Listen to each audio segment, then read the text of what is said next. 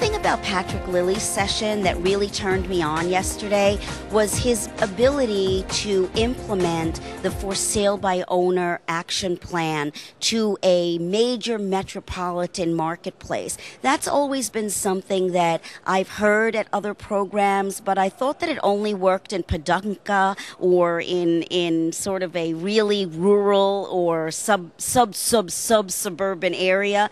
And his ability to bring it into a major metropolitan flow was really exciting, and it's something that I am definitely going to take home with me to my Flushing, New York marketplace. You know what I learned is I learned how to take, manage, and do excellent work with REOs, foreclosure listings, something that I really hadn't thought about before.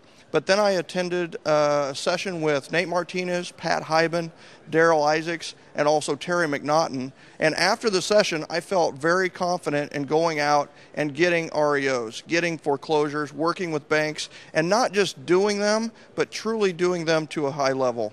That's what I learned today. Great CRS today. If you're not at Sell-a-bration, you're missing out. You need to definitely go next year. I loved hearing the 50 websites class this morning, all about some good web tools I can use, specifically the one about creating the word cloud. It seemed like a pretty innovative idea, and I didn't know it was so easy to do on the websites. Today at Sell-a-bration, I learned a great script from Jason O'Neill. When talking to sellers about pricing their home, you can simply ask them, Mr. and Mrs. Seller, I have a question for you. Would you be more upset if your property went up by 20%? Or would you be more upset if you waited another year and your property went down by 20%?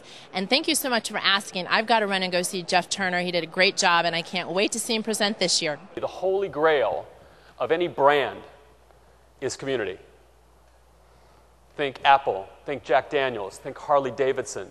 They're communities, right? You can't attack those brands and not have the people who love those brands come out of the woodwork to defend those brands. That's community, that's affinity. You get there through this process.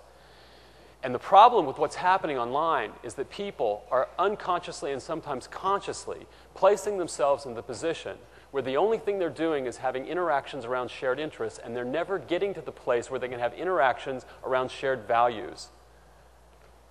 And this is where the listening to learn mentality comes into play.